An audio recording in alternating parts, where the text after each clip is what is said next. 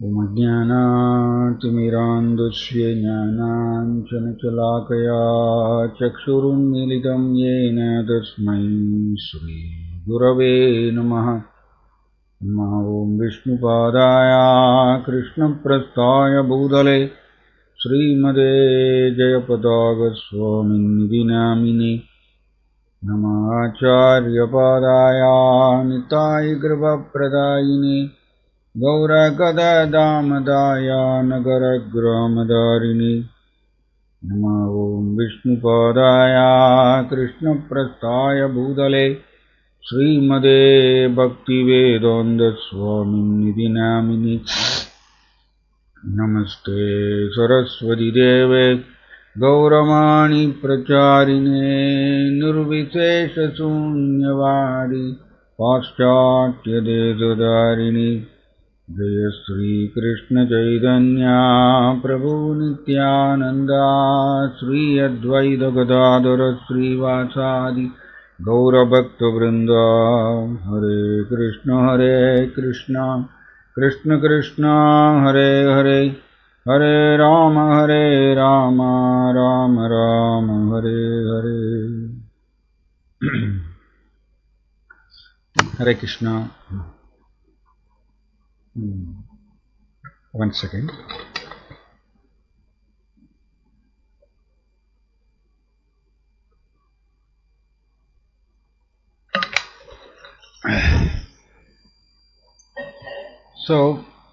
நாம் இன்னைக்கு அந்த துக்காராம் அவருடைய வாழ்க்கை வரலாறுல நடந்த முக்கியமான சில பாண்டுரங்காவுடைய அன்பு பரிமாற்றங்கள் அதை தொடர்ந்து இன்னைக்கும் பார்க்கலாம்னு பிளான் பண்ணியிருக்கோம். நம்ம முந்தைய வாரம் துக்காராமுடைய 4000 பாட்டுக்கள் எவ்வாறு அவர் இந்திரயாணி நதியில தூக்கி போட வேண்டிய ஒரு நிர்பந்தம் வந்தது, அதுக்கப்புறம் எவ்வாறு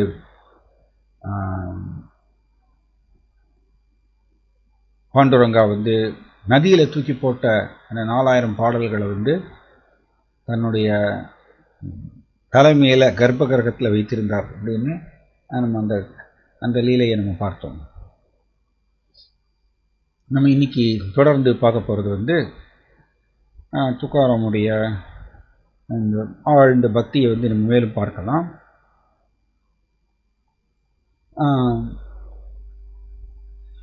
பக்தியில முன்னேற ஆக்சுவலி இது பாகவதத்திலும் சொல்லப்பட்டிருக்கு. பக்தியில முன்னேறும் பொழுது ஜட ரீதியான விஷயங்களை அவர்கள் துச்சமாக மதிப்பார்கள். நாம் இத பகவத்கீதையிலையும் படிக்கிறோம். உதாசீனோ கதவ்யதக. அண்ட் ஆல்சோ பகவத்கீதையில கிருஷ்ணன் இன்னொரு இடத்துல சொல்றார், உதாசீனோ வதாசீனோ. உதாசீனான என்ன? நம்ம தமிழ்ல இந்த வார்த்தை பயன்படுத்தணும், உதாசீனப்படுத்துவது. ஆக்சுவலி சமஸ்கிருத வார்த்தை. ஸோ உதாசீனா ஜட ரீதியான செயல்களை துச்சமாக கருதுதல். ஜட ரீதியான வசதிகள், செல்வம், இது ஆக்சுவலி வெரி நைஸ். பக்தி மிக உயர்ந்தது, மிக மிக உயர்ந்தது, உயர்ந்த நிலை பக்தி. அதை ஒரு பக்தர் சுவைக்கும் பொழுது அவருக்கு இந்த ஜட ரீதியான வசதிகள், லாபங்கள், இது எல்லாமே அவர் துச்சமாக கருதுவார்.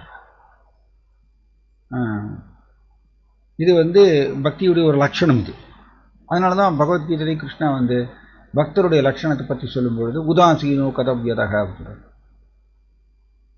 ஆல்சோ ஸ்ரீல ரூப கோஸ்வாமி, ஸ்ரீல சனாதன கோஸ்வாமி அவங்க தியக்வா தூர்ணம் அசேஷ மண்டலபதி ஸ்ரேணி சதா துச்சவத் பூத்வா தீன கணேச கௌ கருணையா கௌபீன கந்தாஸ்ருதௌ கோபி பாவரசாமிருதாப்தலஹரி கல்லோல மக்னௌ முகுர் வந்தே ரூபசனாதனௌ ரகுயுகௌ ஸ்ரீஜீவ கோபாலகௌ. நம்ம படிக்கிறோம் சத் கோஸ்வாமி அஷ்டகத்தில். ஸோ இந்த கோஸ்வாமிகள் எப்படிப்பட்டவர்கள்? அசேஷ மண்டலபதி ஸ்ரீல ரூப கோஸ்வாமி, ஸ்ரீல சனாதன கோஸ்வாமி, ஆல்சோ ஸ்ரீல ரகுநாத தாச கோஸ்வாமி. இவர்கள்லாம் பெரிய பெரிய. ரகுநாத தாச கோஸ்வாமி ஜமீன்தாருடைய பையன். ஸ்ரீல ரூப கோஸ்வாமி, சனாதன கோஸ்வாமி அசேஷ மண்டலபதி, அவங்க பெரிய அமைச்சர்கள். நவாப் ஹுசைன் ஷா அவருக்கு அமைச்சர்கள், வலதுகாய் மாதிரி அவங்க. அப்படி இந்த ஸ்ரீல ரூப கோஸ்வாமி, சனாதன கோஸ்வாமி பக்தியை சுவைக்க ஆரம்பித்த உடனே அவங்க என்ன பண்ணாங்க? தியக்வா தியக்வா தூக்கி போட்டாங்க. அசேஷ மண்டலபதி, மண்டலபதினு அமைச்சர், இந்த அமைச்சர் பதவியை தூக்கி போட்டாங்க. ஸ்ரேனிம் சதா துச்சவத், அதை துச்சமாக கருதி. இதுதான் பக்தியுடைய லட்சணம். பக்தி நம் ஹிருதயத்தில் உதயம் ஆகாத வரைக்கும் நாம் ஜட ரீதியான ஐஸ்வர்யங்களை பெரிதும் போற்றுவோம். அல்லது ஜட ரீதியான ஐஸ்வர்யங்களுக்கு அதிக மதிப்பு கொடுப்போம், அதுக்கு முக்கியத்துவம் கொடுப்போம். இதுதான் நம்மளுடைய கட்டுண்ட நிலை. நமக்கு கட்டுண்ட நிலையில் நம்மளுக்கு ரூபாய் நோட்டை பார்த்தா நேச்சுரலி நம்மளுக்கு அதுக்கு மதிப்பு ஜாஸ்தி. ரூபாய் நோட்டு இல்லையா? ரூபாய் நோட்டு நம்ம பார்த்தோம்னா அதுக்கு மதிப்பு கொடுப்போம், அதை எடுத்து வைப்போம், பாதுகாத்து வைப்போம். ஆனால் ஆன்மீக தளமும் வேற. நம்ம இதை டிஸ்கஸ் பண்ணுறோம். எதற்கு டிஸ்கஸ் பண்ணுறோம்னா, நாம் ஒரு நாள் இந்த நிலையை அடைய வேண்டும், அந்த நிலைக்கு உயர வேண்டும்ங்கிறது தெரிஞ்சுக்கிறதுக்கு தான் நம்ம டிஸ்கஸ் பண்ணுறோம். அட்லீஸ்ட் தென் நம்ம பிளான் பண்ணுவோம். எதிர்காலத்தில் டிஸ்கஸ் பண்ணலாம் அப்படின்னா நமக்கு யாருக்குமே தெரியாது, இதுதான் உயர்ந்த நிலைங்கிறது நமக்கு தெரியாது. ஸ்ரேனிம் சதா துச்சவத் பூத்வா தீன கணேச கௌ கருணையா கௌபீன கந்தாஸ்ருதௌ. இந்த கோஸ்வாமிகள் இவங்க என்ன பண்ணாங்க? அவங்க கௌபீனத்தை கட்டிட்டு வந்துட்டாங்களாமா. Lying cloth, கௌபீன கந்தாஸ்ருதௌ. கௌபீனத்தை கட்டிட்டு அவர்கள் பிருந்தாவனத்தினுடைய மரத்தடியில் உட்காந்துட்டாங்க.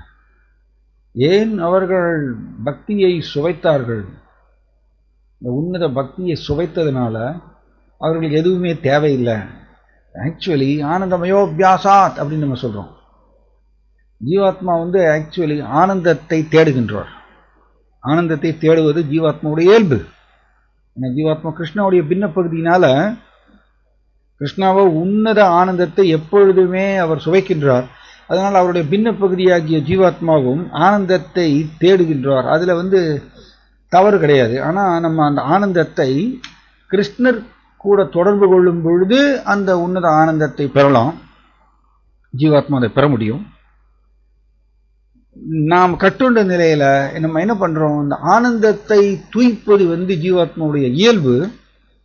அதை நாம் கிருஷ்ணரை விட்டுட்டு ஜட உலகத்துல தேடுகின்றோம். ஜட உலக வசதிகள், ஐஸ்வர்யங்கள் எனக்கு ஆனந்தத்தை கொடுக்கும்னு நினைச்சுண்டு நம்ம தேடுறோம். ஆனா அது கிடைக்காது. ஒரு நல்ல கதை, நம்ம துக்காராம் உள்ள போறதுக்கு முன்னாடி ஒரு சின்ன ஒரு கதை. ஜட உலகத்துல எத்தனை ஐஸ்வர்யங்களை பெற்றாலும் அது குறை உடையது தான் இருக்கும், குறை உடையதாகத்தான் இருக்கும். எப்படின்னா, ஒரு சின்ன கதை. ஒரு தடவை ஒரு வீட்டில் ஒரு 4வது படிக்கக்கூடிய ஒரு பையன், சின்ன பையன். அந்த பையன் நினைச்சாராம், அந்த பையன் 4வது படிக்கிறேன் நான், என்னுடைய பேரண்ட்ஸ் வந்து என்னைய வந்து எப்போ பார்த்தாலும் படி படி படின்னு சொல்லிட்டு வந்து தூண்டி விட்டுட்டே இருக்காங்க. பொதி சுமக்கிற மாதிரி புத்தக மூட்டை ரொம்ப ஒரே கட்டுப்பாடாக இருக்கு. 8ஆம் கிளாஸ் படிக்கக்கூடிய பையன் வந்து கொஞ்சம் சுதந்திரமாக இருக்கானே அப்படின்னு இந்த 4ஆம் கிளாஸ் படிக்கிற பையன் நினைச்சான். நம்ம 8ஆம் கிளாஸ் படிக்கக்கூடிய பையன் நினைச்சானாமா 12ஆம் கிளாஸ் படிக்கக்கூடிய பையன் வந்து எவ்வளோ ஜாலியாக இருக்கான். அவன் ஸ்கூலுக்கு வந்து 3 புக்கு தான் எடுத்துகிட்டு போகிறான் அப்படின்னு 12ஆம் கிளாஸ் பையனை பார்த்து நான் 12ஆம் கிளாஸ் போனால் எவ்வளோ நல்லா இருக்கும் அப்படின்னு சொல்லிட்டு 8ஆம் கிளாஸ் பையன் வந்து நினைச்சானாமா. 12ஆம் கிளாஸ் படிக்கக்கூடிய பையன் என்ன நினைச்சானாமா, காலேஜ் போனால் எனக்கு கொஞ்சம் சுதந்திரமாக இருக்கலாம், என்னை விட்டுருவாங்க, காலேஜ் போயாச்சுன்னா நான் பாட்டில் எனக்கு பைக் கொடுத்துருவாங்க, நான் பாட்டில் ஃப்ரீயாக போயிட்டு வரலாம், யாருமே என்னை கட்டுப்படுத்த மாட்டாங்க, எப்போ நான் காலேஜுக்கு போகக்கூடிய ஒரு ஸ்டூடெண்ட்டாக நான் மாறணும் அப்படின்னு அவன் ஆசைப்பட்டானு. காலேஜ் படிக்கக்கூடிய ஒரு ஸ்டூடெண்ட் என்ன நினச்சானுமா, அப்போ எப்படா அந்த படிப்பிலிருந்து விடுபடலாம், படி படி படின்னு ரொம்ப ஃபோர்ஸ் பண்ணிகிட்டே இருக்காங்க. சம்டைம்ஸ் பக்தி சாஸ்திரியில் வந்து சில பேர் பார்த்தீங்கன்னா எக்ஸாம் எழுதுறதுன்னா வேண்டாம்னு சொல்லிடுவாங்க. பக்தி சாஸ்திரியில் நான் கேட்குறேங்க, ஆனால் எக்ஸாம் எழுதுறதுலாம் வேண்டாங்க, ஏன்னா படிக்கிறது மனப்பாடம் பண்ணுறதுலாம் ரொம்ப கஷ்டங்க அப்படின்னு சொல்லிட்டு அவங்க வந்து எக்ஸாம் எழுதுறது வந்து நிறுத்திடுவாங்க. கேட்கறது மட்டும் செய்வாங்க. ஏன்னா நேச்சுரலில் கொஞ்சம் ஒரு ப்ரெஷர். ஸோ அப்போ இந்த காலேஜ் படிக்கக்கூடிய பையன் நினைக்கிறான், எப்படா அந்த படிப்பிலிருந்து விடுதலை கிடைக்கும், இத்தனை வருஷமாக படி படி படின்னு படிச்சுட்டே இருக்கோம், வேலைக்கு போயாச்சுன்னா ஜாப் போயாச்சுன்னா ஜாலியாக இருக்கலாம், நம்ம வந்து படிக்கிறது வந்து படிக்கிறதுலேருந்து நம்மளுக்கு விடுதலை அப்படின்னு காலேஜ் படிக்கக்கூடிய பையன் அந்த மாதிரி நினச்சோம். நம்ம ஜாப் போயாச்சுன்னா நம்ம ஜாலியாக வந்து ஒர்க் பண்ணலாம், சம்பாதிக்கலாம், ஜாலியாக இருக்கலாம், இந்த படிக்கக்கூடிய ப்ரெஷர் அந்த ப்ரெஷர்லேருந்து விடுபடலாம் அப்படின்னு நினச்சோம். நம்ம சரி, ஒர்க் பண்ணக்கூடிய ஒரு பையன், ஒர்க் பண்ணக்கூடிய ஒரு கம்பெனியில் ஒர்க் பண்ணக்கூடிய ஒரு மேனேஜர், அவர் என்ன நினைச்சாராமா, ஒரே டார்ச்சர், இந்த கம்பெனியில் மேனேஜர் வந்து அதை செய் இதை செய்ன்னு சொல்லிட்டு பயங்கர டாஸ்க், ஒரே டார்கெட் கொடுத்துட்டே இருக்காங்க. என்னுடைய 4வது படிக்கக்கூடிய குழந்தை, என்னுடைய குழந்தை 4வது படிக்கக்கூடிய குழந்தை எவ்வளோ ஜாலியாக இருக்காங்க, அவனுக்கு எந்த ஒரு இது இல்லாமல் ஹாப்பியாக இருக்கானே அப்படின்னு அவர் நினச்சாரோம். அப்படி சைக்கிள் அப்படியே தான். எதுக்கு இது சொல்ல வரும்னா, ஜட உலகத்தில் எத்தனை ஐஸ்வர்யங்களை பெற்றாலும் எத்தனை வசதிகளை பெற்றாலும் குறை இருந்துகிட்டே தான் இருக்கும். ஜட உலகம் அப்படிதான். இதை வந்து இது சம்பந்தமாக இன்னொரு கதையை சொல்லுவாங்க. எப்படின்னா, சம்டைம்ஸ் வந்து ஒரு காட்டில் வந்து ஒரு காக்கா வந்து உள்ளே போச்சாங்க. காக்கா வந்து உலகிலேயே மிகவும் அழகான பறவை எது அப்படின்னு சொல்லிட்டு அது தேடிட்டு இருந்துடாமா. காட்டில் வந்து அது வந்து அந்த ஒயிட் கலரில் இருக்கக்கூடிய அந்த இது கொக்கு, ஒயிட் கலரில் இருக்கக்கூடிய வெள்ளவெளேன்னு இருக்கக்கூடிய கொக்கை பார்த்த உடனே இந்த காக்காவுக்கு பயங்கர இதாயிடுச்சோமா. கொக்கே, நீ தானே உலகிலேயே மிகவும் அழகான பறவை, கரெக்டானே அப்படின்னு இந்த காக்கா போய் கேட்டுச்சான். அது வந்து சொல்லிச்சாமா, நான் அப்படிதான் நினைச்சிட்டு இருந்தேன், உலகிலேயே நான் தான் அழகான பறவை நினைச்சிட்டு இருந்தேன், ஆனால் கிளியை பார்க்குற வரைக்கும் தான் அது அப்படி இருந்தது, கிளியை பார்த்த உடனே எனக்கு புரிஞ்சு போயிடுச்சு, உலகிலேயே அழகான பறவை நான் இல்லை அப்படிங்கிறது எனக்கு தெரிஞ்சு போயிடுச்சு. கிளியை போய் பாரு, அதுக்கு வந்து டபுள் கலர் அப்படின்னு சொல்லி, எனக்காவது ஒரு கலர் தான், அதுக்கு டபுள் கலர் இருக்கு கிளிக்கு, இப்போ கிளியை போய் பாரு அப்படின்னு சொல்லிச்சாங்க. அந்த காக்கா கிளியை போய் பார்த்துச்சாமா. கிளி வந்து அதில் வந்து பச்சை கலர் இருக்கும், அதுக்கப்புறம் அதில் மூக்கில் கொஞ்சம் ரெட் கலர் இருக்கும்.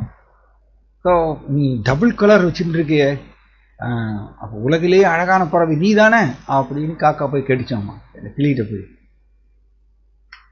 கிளி சொல்லிச்சாமா, ஆமாம் நானும் அப்படி தான் நினச்சிட்டு இருந்தேன், நான் தான் உலகிலே அழகான பறவைன்னு நினச்சிட்டு இருந்தேன், மயிலை பார்க்குற வரைக்கும் நான் அப்படி நினச்சிட்டு இருந்தேன். மயிலை பார்த்த உடனே எனக்கு புரிஞ்சு போயிடுச்சு, நான் அழகான பறவை அல்ல. மயில் வந்து மல்டி கலர் மல்டி கலர் பறவை, அது அழகான பறவை, மயிலை போய் பாரு அப்படின்னு சொல்லிச்சாமா. இந்த காக்கா உடனே நேரம் பறந்து போய் மயில் கிட்ட போயிட்டோமா. ஏ மயிலே, நீதானே உலகிலே மிகவும் அழகான பறவை, மல்டி கலர் வச்சிருக்கிய, ப்ளூ கலர், அப்புறம் பிளாக் கலர் இல்லையா, அப்புறம் ரோஸ் கலர், இது மல்டி கலர் வச்சிருக்கிய நீ, அதனால உலகிலே அழகான பறவை நீதானே அப்படின்னு இந்த காக்கா போய் கேட்டுச்சாமா. அந்த மயில் சொல்லிச்சாமா, அழகே ஆபத்து அப்படின்னு சொல்லிச்சாமா. அழகே ஆபத்து, எஸ் எஸ், நான் அழகான பறவையா இருந்து இப்ப எனக்கு ஆபத்தாயிருச்சு. என்ன ஆபத்துன்னா, என்னை புதுக்கி துடிச்சு கூண்டுல போட்டு அடைச்சிட்டாங்க. உன்னை யாராவது கூண்டுல அடைப்பாங்களா? ஏ காக்கா, உன்னை யாராவது கூண்டுல அடைப்பாங்களா? நீ வந்து சுதந்திரமான பறவை, நீ எங்க வேணா பறந்து திரியலாம், உன்னை யாரும் கூண்டுல அடைக்க மாட்டாங்க. பட் பாரு, அழகே ஆபத்து, என்னை வந்து கூண்டுல அடைச்சி வச்சுட்டாங்க, சுதந்திரம் இல்லை எனக்கு, நீ தான் உண்மையிலேயே மிகவும் சுதந்திரமான பறவை சொல்லிச்சாமா அந்த மயில் காக்காவை பார்த்து. அது மாதிரி எதுக்கு இது சொல்லுறேன்னா, ஜட உலகத்துல எத்தனை ஐஸ்வர்யங்களை பெற்றாலும் அது வந்து குறை உடையதுதான்.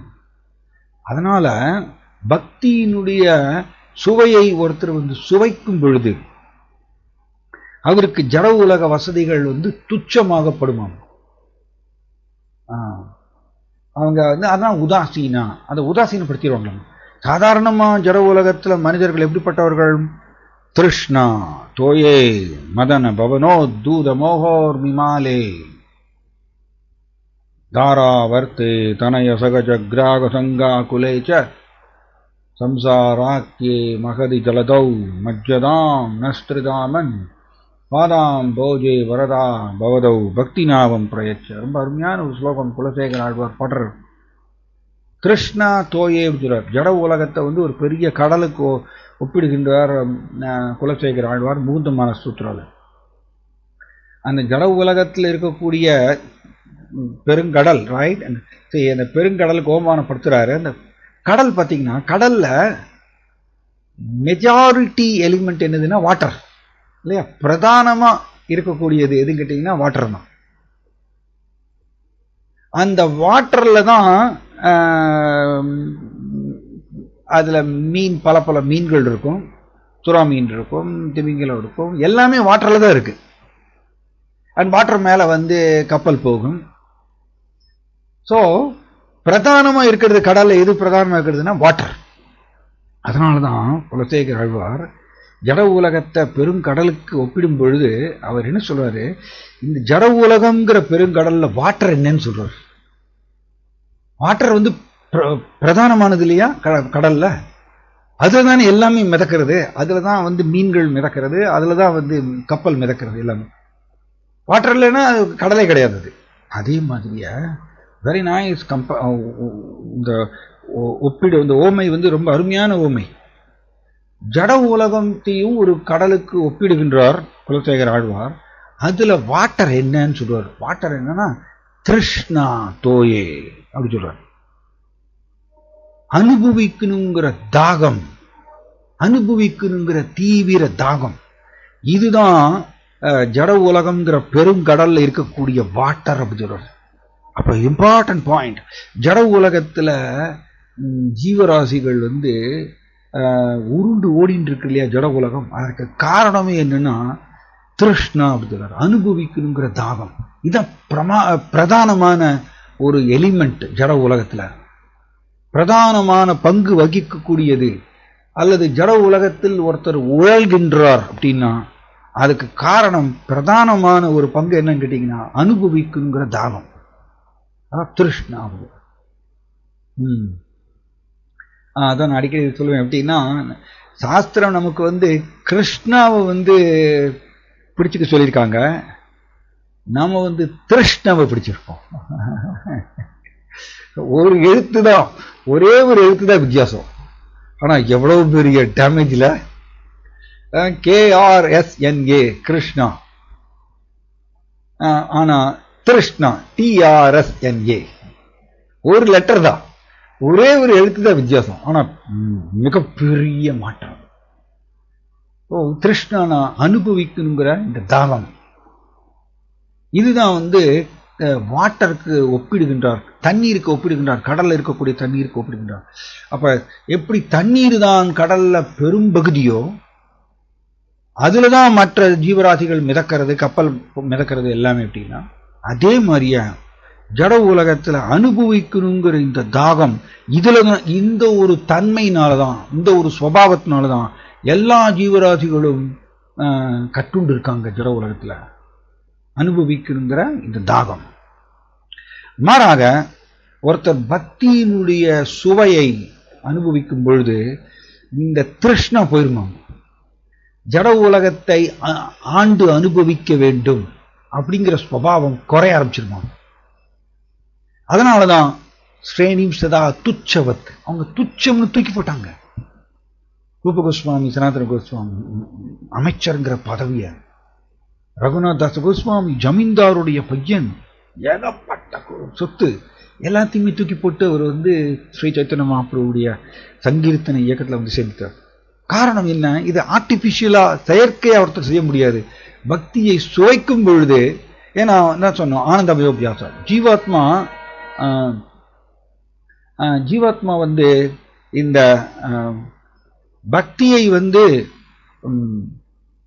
பக்தியிலிருந்து வரக்கூடிய ஆனந்தத்தை ஜீவாத்மா சுவைக்க ஆரம்பிச்சிருச்சுன்னா, ரைட்? ஸோ ஜீவாத்மாவோ ஆனந்தத்தை தேடுபவர், ஆனந்தத்தை துய்ப்பவர். அண்ட் அது ஜீவாத்மாவுடைய இயல்பு. அது ஜீவாத்மாவுடைய இயல்பு. ஒன்ஸ் அது கிடைச்சிருச்சுன்னா நாம வேற எங்கேயும் ஆக்சுவலி ஜட உலகத்தில் தேட மாட்டோம். ஒன்ஸ் அகேன் ஸோ ஒன்ஸ் நாம் இந்த பக்தியினுடைய அந்த சுவை, அந்த ஆனந்தத்தை ஜீவாத்மா சுவைச்சிட்டார்னா, டேஸ்ட் பண்ணிட்டார்னா, தென் ஜட உலகத்துல அவருக்கு இருக்கக்கூடிய ஐஸ்வர்யங்கள், வசதிகள் எதுவுமே பெருசப்படாதம்மா, துச்சமாக உதறி தெளிவார். Actually his grace Murari Gupta Prabhu ரொம்ப சீனியர் மோஸ்ட் டிவோட்டி இஸ்கான்ல 1978 இருக்கார். அவர் இங்கே வரும்பொழுது அவருக்கு ஏவிபி ட்ரீட்மெண்ட்டுக்கு வந்துட்டு இருந்தார் முன்னாடி. அப்போ ஒரு பாகவதம் கிளாஸில் அவர் சொன்னார், நாங்கள்லாம் உட்காந்து பாகவதம் கிளாஸ் கேட்டுட்டு இருந்தோம். அவர் கிளாஸ் கொடுத்தார். அதில் அவர் என்ன சொன்னார்னா, ஒரு பக்தரை பார்த்து, பிரபு நீங்கள் எத்தனை வருஷமாக இஸ்கானுக்கு வந்துட்டு இருக்கீங்க அப்படின்னு கேட்டார். அவர் சொன்னார், நான் 5 வருஷமாக இஸ்கானுக்கு வந்துட்டுருக்கேங்க. நீங்கள் 16 மாலை பண்ணுறீங்களா? ஆமாம், 16 மாலை பண்ணிட்டு இருக்கேன். ஸோ ஒரு பாகவத கிளாஸ்லேயே சொன்னார். என்ன சொன்னார்னா, ஓகே பிரபு, உங்களுக்கு நான் 5 கோடி ரூபா நான் ஃப்ரீயாக கொடுத்துட்றேன். ஃப்ரீயாக 5 கோடி ரூபாய் நீங்கள் வச்சுக்கலாம், நான் உங்களுக்கு கொடுத்துட்றேன். ஆனால் கண்டிஷன் என்னென்னா, நீங்கள் 16 மாலை ஜபம் பண்ணக்கூடாது. 16 மாலை ஜபம் பண்ணக்கூடாது. ஹரே கிருஷ்ண மகாமந்திரம் 16 மாலை ஜபம் பண்ணக்கூடாது. கோவிலுக்கு வரக்கூடாது. பக்தர்களை சந்திக்கக்கூடாது. கிருஷ்ணரை வழிபாடு செய்யக்கூடாது. இதுதான் கொடுக்கக்கூடிய கண்டிஷன். ஆனால் உங்களுக்கு 5 கோடி ரூபா ஃப்ரீயாக கொடுத்துருவேன், நீங்கள் பண்ணுவீங்களா அப்படின்னு கேட்டார். அவர் என்ன சொன்னார்னா, அது வேண்டாங்க, என்னால் முடியாதுங்க, அது எனக்கு அந்த 5 கோடி ரூபா எனக்கு தேவையில்லைங்க. எனக்கு 16 மாலை நான் ஜபம் பண்ணணும், ஹரே கிருஷ்ண ஜபம்.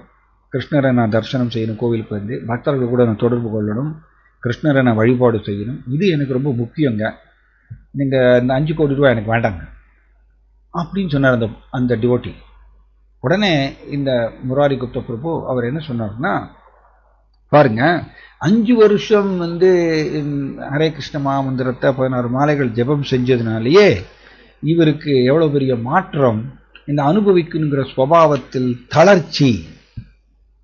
சாதாரணமா ஜட உலகத்துல 5 கோடி ரூபா உங்களுக்கு ஃப்ரீயா கொடுக்குறோம்னு சொன்னோம்னா உடனே என்ன பண்ணுவாங்க, வா அப்படின்னு சொல்லிட்டு வாயை பழப்பாங்க. வாயை பழந்து எப்படியாவது அந்த 5 கோடி ரூபாயை பெறணும் தான் ஆசைப்படுவாங்க.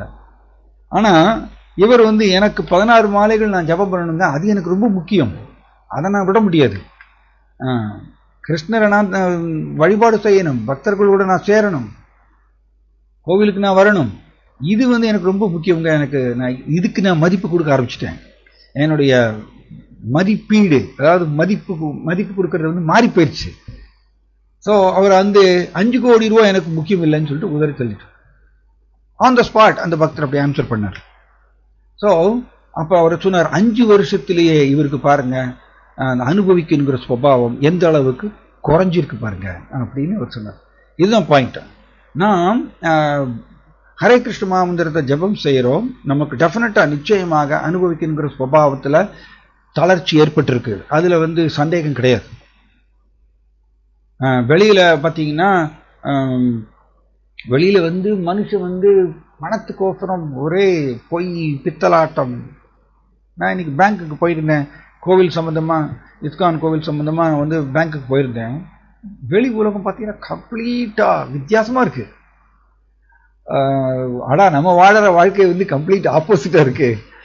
அங்க பார்த்தீங்கன்னா அவங்க 1000 ரூபாய்க்கும் 5000 ரூபாய்க்கும் ஒரே ஏமாற்று, எப்படி ஏமாத்துறது மற்றவனை, எப்படி போய் பேசுறது, இப்படி வெளி உலகம் பணத்துக்கோசரம் ஆளா பறக்குறாங்க. அண்ட் அதுதான் இன்பத்தை கொடுக்கும்னு அவங்களுக்கு அவங்களுடைய மதிப்பு அந்த மாதிரி வச்சிருக்காங்க. ஸோ நாம் பக்தியை பயிற்சி செய்ய இந்த அனுபவிக்கின்ற சுபாவம் நம்மளுக்கு குறைய ஆரம்பிக்கும். அதுதான் ஜீவாத்மாவுடைய மிகப்பெரிய சொத்து. அதுதான். எந்த அளவுக்கு அனுபவிக்குங்கிற சுபாவம் குறைஞ்சிட்டே போறதோ அந்த அளவுக்கு ஜீவாத்மாவுடைய சொத்து, அந்த அளவுக்கு அவர் ஆக்சுவலி பக்தியில் அவர் அவர் சந்தோஷத்தை பெறுவார், ஆனந்தத்தை பெறுவார், அதுக்கு தகுந்தாற் போல. ஸோ அதனால நம்ம பக்தியை ஜாஸ்தி பண்ண நம்மளுக்கு அனுபவிக்கின்ற சுபாவம் குறைஞ்சிட்டே போகும். இதுதான் பக்குவம். ஆக்சுவலி பக்குவம் அப்படின்னா அனுபவிக்கின்ற சுபாவம் குறைஞ்சா மட்டும்தான் ஆன்மீக பக்குவம். அது நம்ம பார்க்கணும். முன்னாடி ஒரு மாதாஜி கேட்டாங்க, ஆக்சுவலி வாசுதேவே பகவதி பக்தி யோக பிரயோஜிதக ஜனயத் ஆசு வைராகியம். பகவான் கிருஷ்ணாவை நோக்கி நாம் பக்தி தொண்டு செய்தால் உடனடியாக ஏற்படக்கூடிய மாற்றம் வைராகியம், பற்றின்மை. இது நம்மளை நம்மளுடைய பக்தியை அளக்கக்கூடிய ஒரு அளவுகோல். எந்த அளவுக்கு நாம் ஜட உலக கவர்ச்சிகளிலிருந்து விலகி நிற்கின்றோம். இயற்கையாகவே, வல்கட்டாயமா இல்லை, அது பிடிக்காம போயிடும். ஜட உலக புலனின்பங்கள், ஐஸ்வர்யங்கள், இதை பிடிப்பில்லாமல் போயிடும். அண்ட் அவருக்கு இந்த பற்றின்மை உதயமாகும். இது பக்தியினுடைய ஒரு பை ப்ராடக்ட், உப்ப விளைவு. இது இந்த அளவுக்கு இவ்வாறாக அந்த பக்தர் கொஞ்சம் கொஞ்சமா ஜட உலக அனுபவிக்கணுங்கிற அந்த தாகத்திலிருந்து குறைய இருக்கிறார். அப்ப என்ன ஆகுறது, அவரோட டைம் பாதுகாக்கப்படும். அவருடைய டைம் மேக்சிமம் கிருஷ்ணரை நோக்கி அவர் செலவழிப்பார். அதிகமாக நாமத்தை ஜபம் பண்றதுக்கும் கிருஷ்ணரை பற்றி கேட்கறதுக்கும் அப்படி அவர் செலவழிப்பார். எதுக்கு இது சொல்ல வரேன்னா, துக்காராம் இந்த மாதிரி ஒரு பக்தர். துக்காராமோ பாண்டரங்காவுடைய நாமங்களில் பாடி பாடி பாடி அதிலேயே ஆனந்தத்தை பெறுபவர். அதனால அவர் குடும்பஸ்தராக இருந்தாலும் கூட துக்காராமுக்கு பணத்தை சேகரிக்க வேண்டும், பணத்தை சம்பாதிக்கணுங்கிற ஒரு இன்ட்ரெஸ்டே இல்லையாமா அவருக்கு. எப்படி நீங்க பாத்தீங்கன்னா சுதாமா கூட அப்படிதான். சுதாமாவுக்கு கிருஷ்ணர் ஏகப்பட்ட செல்வங்கள் கொடுத்தார். ஆனா அதே சுதாமா அவர் அதை துச்சமாக கருதினார். இதுதான் பக்தியை சுவைக்க ஆரம்பிச்சாச்சுன்னா நிச்சயம் அவருக்கு ஜட உலக ஐஸ்வர்யங்கள் துச்சமாகப்படும். அவரே தூர வீசிடுவாரம்மா, அது வேண்டாம் அப்படின்னு சொல்லிட்டு ஒதுக்கி வச்சுருவாரம்மா. அது நம்ம இயற்கையாகவே நம்மளுக்கு வர்றதான்னு பார்க்கணும். அதுக்கு தகுந்தாற் போல நம்ம பக்தியை கூட்டணும். இது ரொம்ப முக்கியம். ஸோ துக்காராம் இதே மாதிரி தான். அவர் குடும்பஸ்தராக இருந்தாலும் கூட அவருக்கு பணத்தை சேகரிப்பதுங்கிறதுல பெருசா அவருக்கு இன்ட்ரெஸ்டே இல்லையாம்மா. அதனால அவர் எது பண்ணாலும் அவர் விநியோகம் பண்ணிட்டு வரோம்மா, எல்லாருக்கும் ஃப்ரீயா விநியோகம் பண்ணிட்டு வரோம். அதனால ஒரு தடவை ஒரு அவங்க மனைவி என்ன பண்ணாங்களாமா, என்னங்க நம்மளுடைய குழந்தைகள் ரொம்ப வறுமையில் இருக்காங்க, சாப்பிட்றதுக்கு கூட ஒன்றுமே இல்லை, நீங்கள் ஏதாவது போய் ஆக்சுவலி அவங்க மனைவி என்ன பண்ணுறாங்களாமா, இவரோ பணத்தை சேகரிக்கிறதுல பெருசா ஆர்வம் காமிக்க மாட்டேங்கிறார் துக்காராம். அதனால மனைவி என்ன பண்றாங்க, அந்த ஊர்ல வீட்டு வேலை யார் வீட்லயாவது போய் வீட்டு வேலை செஞ்சு அதன் மூலமாக சம்பாதிச்சு நம்ம குழந்தைகளுக்கு ஏதாவது கொடுக்கணும்னு அவங்க பிளான் பண்ணுறாங்க. ஸோ ஒரு நாள் காலையில் அவங்க மனைவி கிளம்புறாங்க. இப்போ துக்காராம் கேட்குறாரு, எங்கே போகிற அப்படி கேட்குறாரு. அவள் வந்து அவங்க சொல்கிறாங்க, நான் ஒரு வீட்டில் போய் வீட்டு வேலை செஞ்சாவது எப்படியாவது நம்ம பணத்தை கொண்டு வரணும், ஏன்னா நம்மளுடைய குழந்தைகளுக்கு ஒன்றுமே சாப்பிட்றதுக்கு இல்லைன்னு சொன்னோன்னே அப்போ ரொம்ப வருந்துறாரு இவர். என்னுடைய மனைவி வந்து வீட்டு வேலை செய்கிறதுக்கு போகிறாங்க, நான் வந்து சம்பாதிக்க வேண்டாமா அப்படின்ட்டு அப்போ அவர் கொஞ்சம் வருத்தமாக இருக்குது. ஸோ அவர் என்ன பண்ணுறாரு, நீ வீட்டில் இரு, நான் போகிறேன் அப்படின்னு சொல்லி ஆக்சுவலி இந்த மனைவி என்ன பண்ணுறாங்க, அவங்களுக்கு தெரிஞ்ச ஒரு மார்வாடிட்டு போய் 100 வராகன், அந்த காலத்துல எல்லாம் வந்து வராகன்னு சொல்லுவாங்க, அது வந்து காசுடைய ஒரு அளவுகோல். அது இப்போ எப்படி நம்ம வந்து ரூபாயின்னு சொல்கிறோம் இல்லையா, அந்த மாதிரி அப்போ அளவுகோல் வந்து ஒரு மெஷர்மெண்ட் வந்து வராகன். ஸோ 100 வராகனை வந்து மார்வாடிட்டு போய் வந்து கடன் வாங்கிட்டு வராங்க இந்த மனைவி. கடன் வாங்கிட்டு வந்து இந்த 100 வராகனை வச்சு அவங்க என்ன பண்ணுறாங்கன்னா, அவங்க தானியங்களை வந்து வாங்கி 100 வராகனுக்கு தானியங்களை வாங்கி வண்டியில் வச்சு கொடுத்துட்றாங்க துக்காராம்கிட்ட. ஸோ துக்காராம் வந்து அவங்க என்ன சொல்கிறாங்கன்னா, இந்த தானியங்களை நீங்கள் சேல்ஸ் பண்ணி அதில் வந்து வரக்கூடிய லாபத்தை வச்சு நம்ம ஏதாவது குடும்பத்தை நடத்தலாம், அண்டு இந்த 100 வராகன்னு நம்ம திருப்பி அப்படியே மார்வாடிக்கு கொடுத்துடலாம் கொஞ்ச காலத்தில் அப்படிங்கிற பிளானோட அவங்க வந்து இந்த வண்டியில் வந்து தானியங்களை எல்லாம் ஏற்றி துக்காராம் கையில் ஒப்படைச்சிடுறாங்க.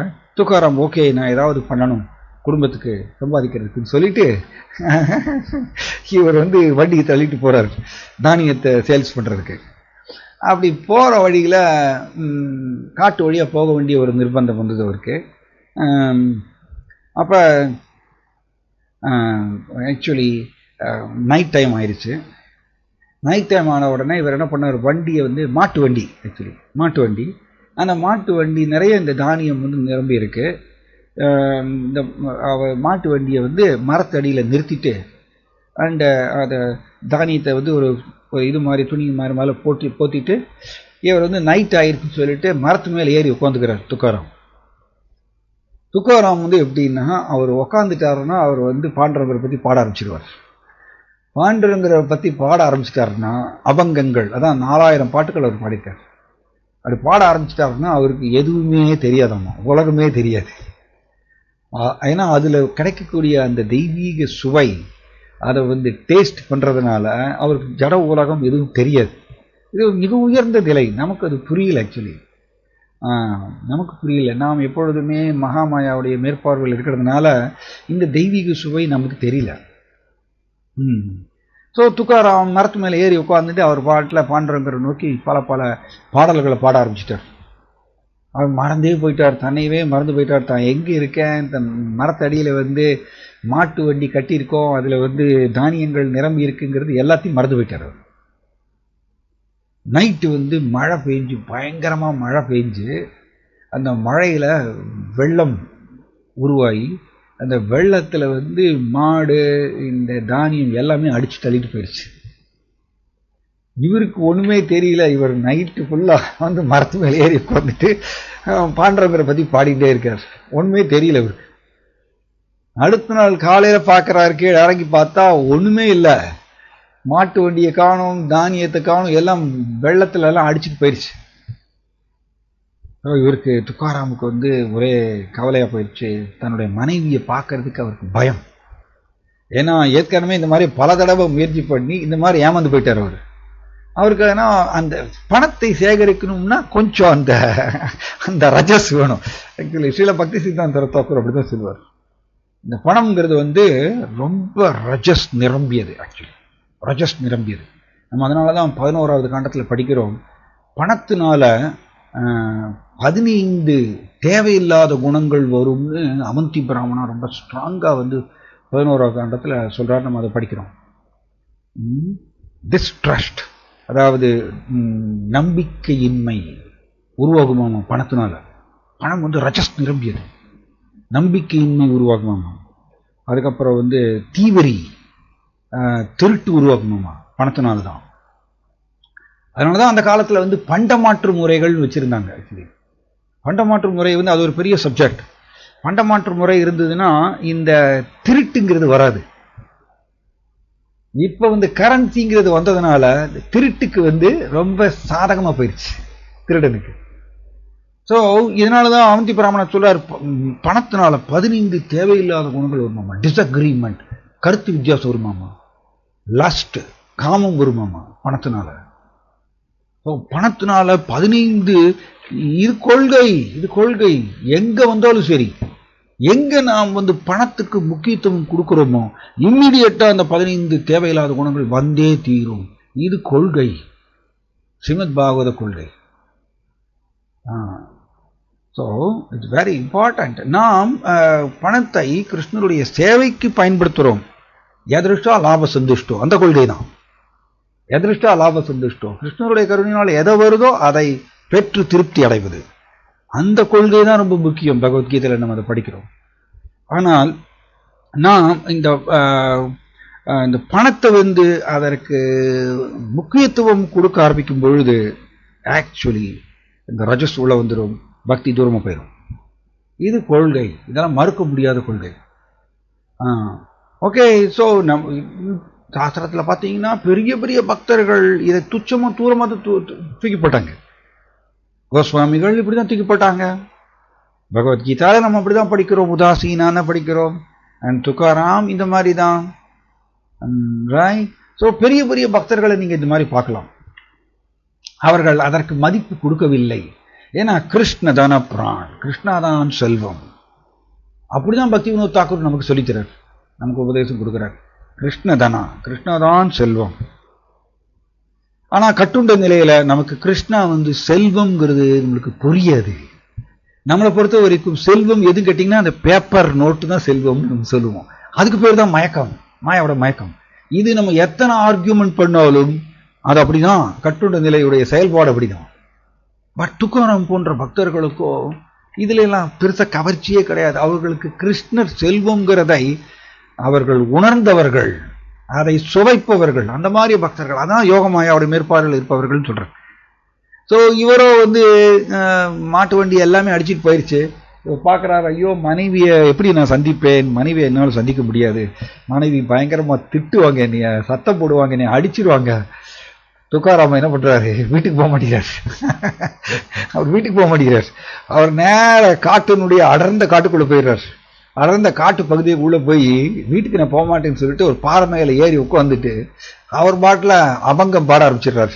பாண்டவர்கள் மேல பல பல பாடல்கள் பாட ஆரம்பிச்சிடுறாரு. பாண்டவங்க பார்க்கிறார், ஓ இந்த துக்காராம் என்னையவே நம்பி இருக்காரு, என்னையவே நம்பி இருக்காரு, இவருக்கு நான் ஏதாவது செய்யணும்.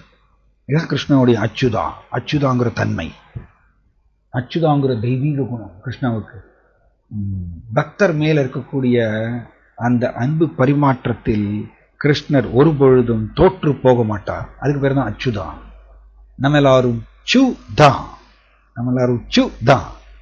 நம்ம எல்லாரும் கிருஷ்ணர் கூட இருக்கக்கூடிய உறவில் தோற்று போனவர்கள்.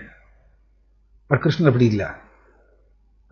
கிருஷ்ணா பார்க்கிறார், ஓகே இந்த பக்தர் துக்காராம் என்னையவே நம்பி இருக்கார், இவருக்கு நான் ஏதாவது செய்யணும்.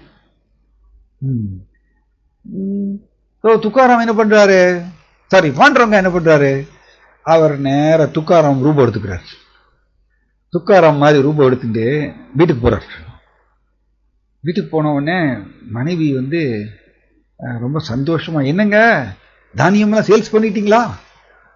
சேல்ஸ் பண்ணிட்டேன் அப்படின்னு சொல்லிட்டு 140 வராகன் கொடுக்கிறார். 140 வராகன் தன்னுடைய மனைவிட்ட ஒப்படைக்கிறார். மனைவிக்கு பயங்கர சந்தோஷம். வா, குறுகிய காலத்துல நீங்க 40 வராகன் நீங்க லாபம் சம்பாதிச்சிட்டீங்களா, வெரி குட் வெரி குட், கெட்டிக்காரர் நீங்க. அதுதான் ஆக்சுவலி இந்த கெட்டிக்காரத்தனம்னு சொல்றோம் இல்லையா, இது பக்தி நம்மளுக்குள்ள உதயம் ஆயிடுச்சுன்னா இந்த கெட்டிக்காரத்தனம் வராது, ஷூரா வராது. ஜட ரீதியான அந்த கெட்டிக்காரத்தனம் அது வராது. ஏன்னா அது ரஜஸ்னாலதான் அது வரும். பட் பக்தி உள்ள உதயம் ஆயிடுச்சுன்னா இந்த ஜட ரீதியான அந்த கெட்டிக்காரத்தனம்ங்கிறது தூரமா போயிடும். அவங்க அதனாலதான் நம்ம திருக்குறள்ல படிக்கிறோம், பியூட்டிஃபுல் ஸ்லோகா, சாரி திருக்குறள்ல ஒரு குறள் படிக்கிறோம் இல்லையா, பொருள் இல்லாருக்கு இவ்வுலகம் இல்லை, அருள் இல்லாருக்கு அவ்வுலகம் இல்லை. பியூட்டிஃபுல் குறள் இது. I like this very much. இந்த உலகத்துல பொருள் இருந்தா தான் எல்லாரும் மதிப்பாங்க. ஜட உலகம் அவ்வளவு மோசமானது. ஆனா கிருஷ்ணர் அப்படி இல்லை. அருள் இல்லாருக்கு அவ்வுலகம் இல்லை. கிருஷ்ணனுடைய உலகத்துக்கு போகணும்னா இந்த பொருளை வச்சுட்டு கிருஷ்ணனுடைய உலகத்துக்கு போக முடியாது. அதனாலதான் பக்தர் வந்து புத்திசாலி. பக்தர் வந்து புத்திசாலி. அவர் எது வேணும், நான் கோலோக பிருந்தாவனத்துக்கு போறதுக்கு எனக்கு என்ன வேணும், கிருஷ்ணனுடைய கருணை எனக்கு வேணும், அதற்கு நான் பக்தி செய்யணும்.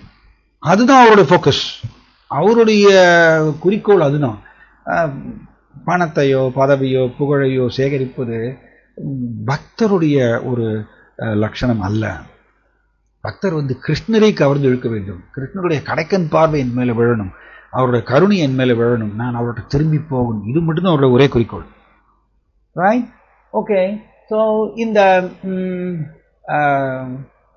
பாண்டரங்கா என்ன பண்றார், துக்காராம் ரூபத்தில் நேர வீட்டுக்கு போறார். வீட்டுக்கு போய் மனைவி வீட்டு 140 வராகன் கொடுக்குறார்.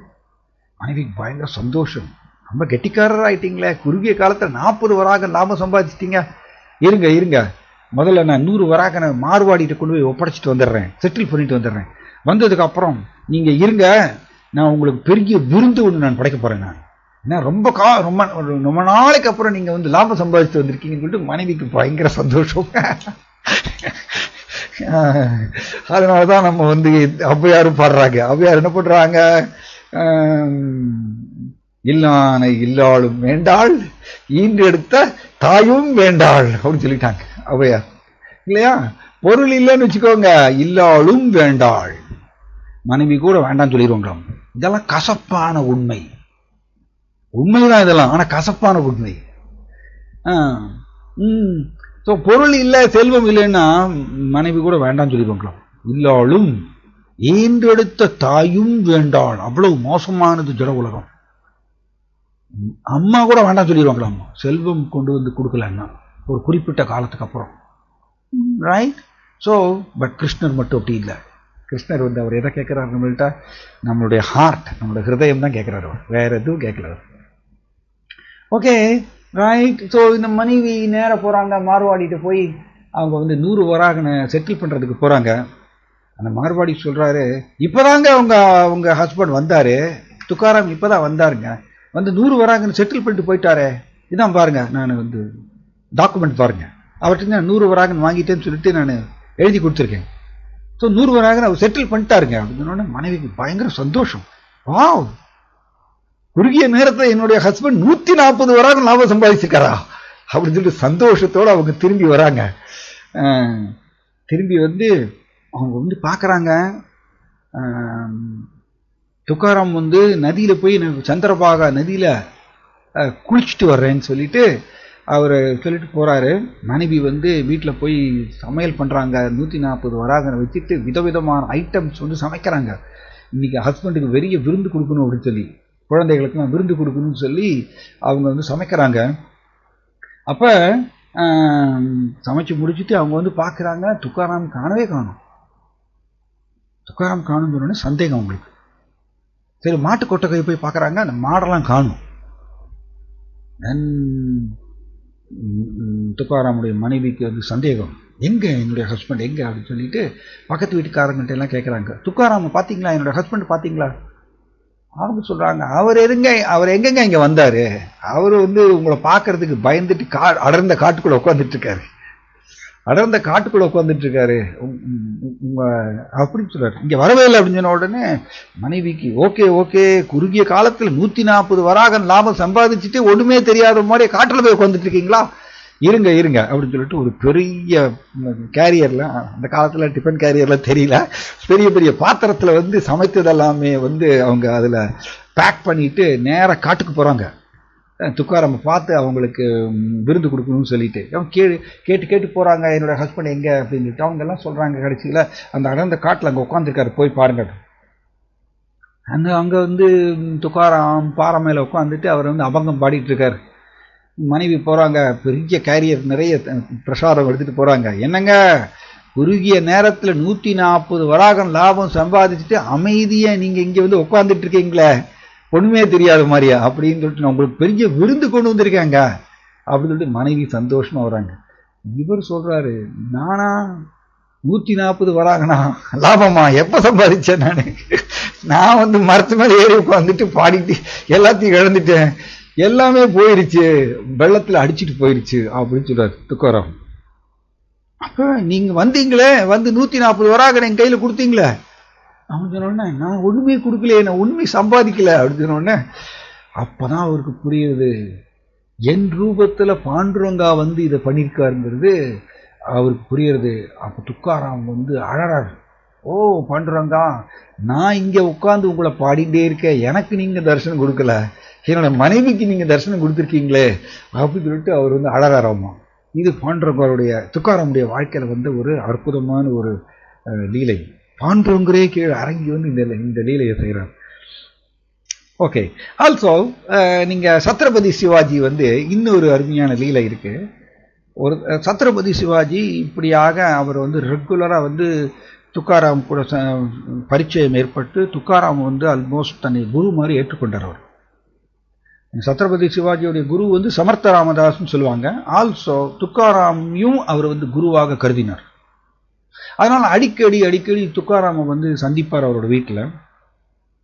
ஒரு நாள் ஏகாதசி அன்னைக்கு சத்ரபதி சிவாஜி வந்து துக்காராமுடைய வீட்டுக்கு வந்து துக்காராம தரிசனம் பண்றதுக்கு வரார். துக்காராம் வந்து அப்ப அபங்கம் எல்லாம் பாடுறார், நிறைய தான் எழுதிய அபங்கத்தை எல்லாம் பாடுறார் ஏகாதசி அன்னைக்கு.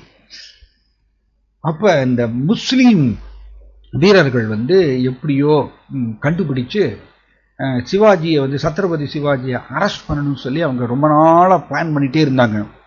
அப்ப அவங்களுக்கு தெரிய வர்றது, சிவாஜி வந்து துக்காராம் வீட்டில் உட்கார்ந்துருக்காருன்னு தெரிஞ்ச உடனே 2000 வீரர்களை கூட்டிட்டு வந்து அவங்க அந்த வீடு சுத்தி முற்றுகையிட்டுறாங்க.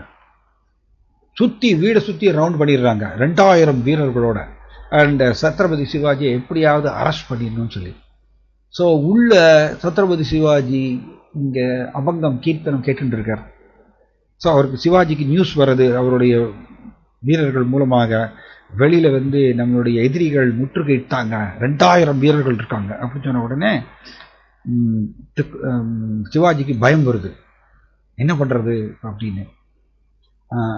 அப்ப இவருடைய ஒரு வீரர் வந்து துக்காராம்கிட்ட போய் கேட்கிறாரு, நம்ம என்ன பண்றது அப்படின்னு சொன்னோன்னு துக்காராம் சொல்றாரு, நீங்க எல்லாரும் உட்காந்து நம்ம பாண்டுரங்கரை நோக்கி அபங்கங்களை பாடுவோம், பாண்டுரங்கர் வந்து என்ன செய்யறோம் செய்யட்டும் சொல்லிட்டு துக்காராம் வந்து அபங்கத்தை பாடிட்டே இருக்கார். இப்ப சிவாஜி வந்து முடிவெடுக்கிறார்.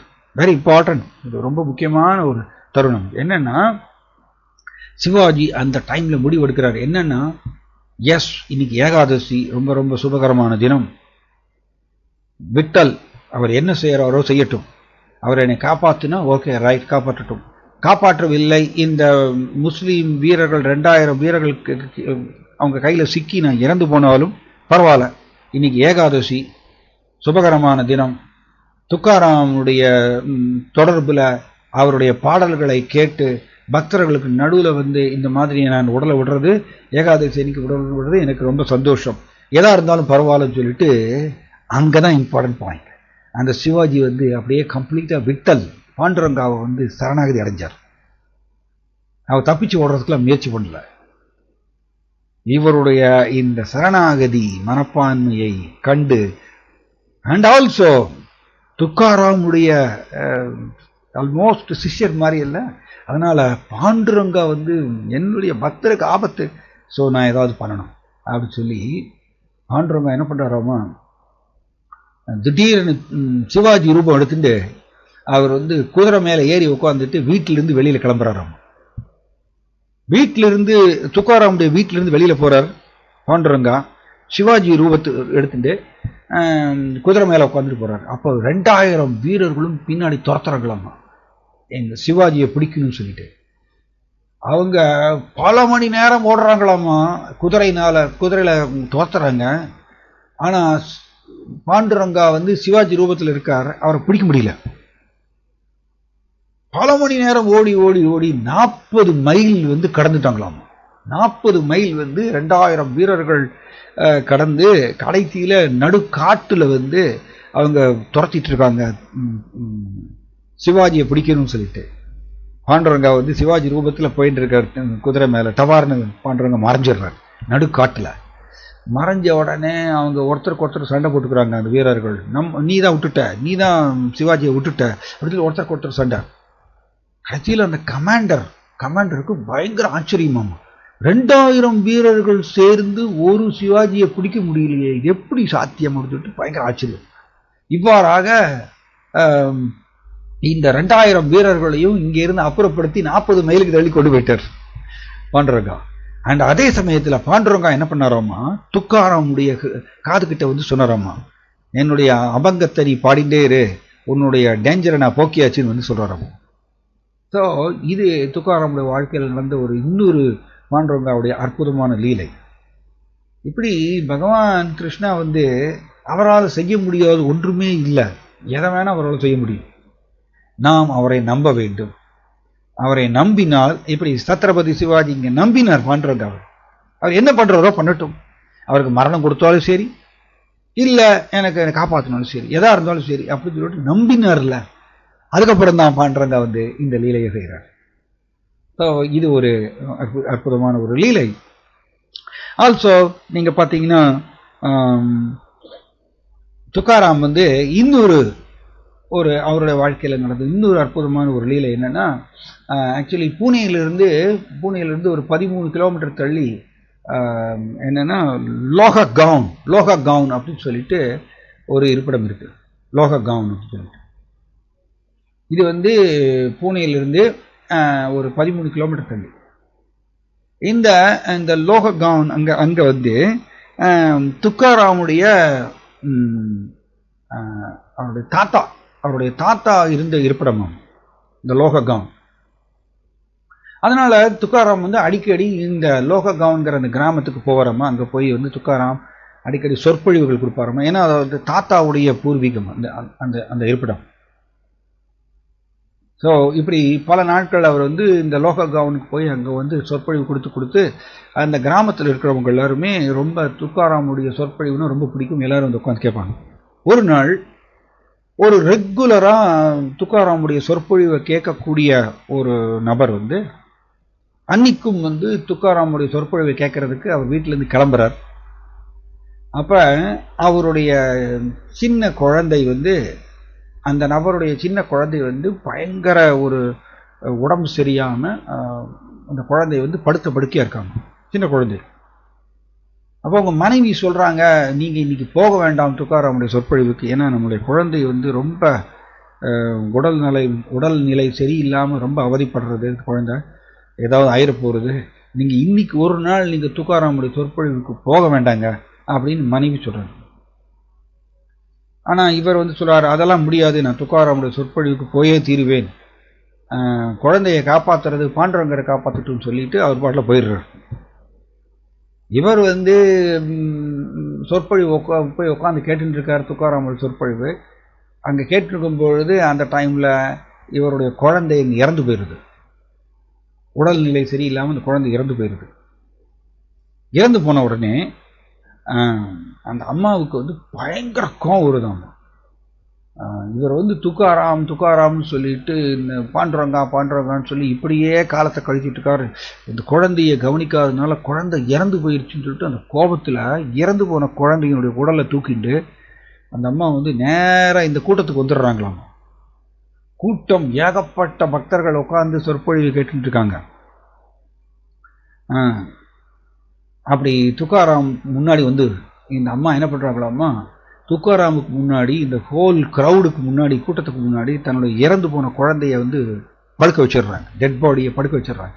படுக்க வச்சுட்டு சொல்றாங்களாமா, என்னுடைய கணவர் வந்து உங்களுடைய சொற்பொழிவை கேட்கணும்னு சொல்லிட்டு குழந்தைய கூட உடல் நலத்தை கவனிக்காம இங்க வந்து இந்த குழந்தை இறந்து போயிடுச்சு, உங்களோட பாண்டுரங்கா என்ன பண்ணிட்டு இருக்காரு, உங்களோட பாண்டுரங்கா என்ன பண்ணிட்டு இருக்காரு, குழந்தை இறந்து போயிடுச்சு அப்படின்னு சொல்லிட்டு மொத்த கூட்டத்துக்கு நடுவுல முன்னாடி வந்து இந்த அம்மா இந்த மாதிரி சொன்ன உடனே எல்லாம் கூட்டமே இப்படி வளவளத்து போயிருந்தாங்க.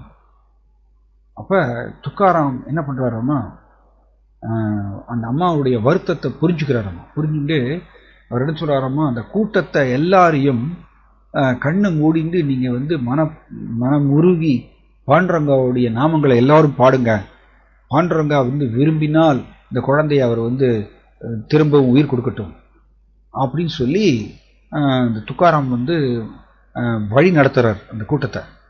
ஸோ அந்த கூட்டங்கள் எல்லோருமே, கூட்டத்தில் இருக்கிற அத்தனை பேருமே மனம் உருகி கண்ணை மூடிட்டு அவர் விட்டால விட்டால பாண்டுரங்கா, விட்டால விட்டால பாண்டுரங்கான்னு சொல்லிட்டு எல்லோரும் மனம் உருகி பாடுறாங்க.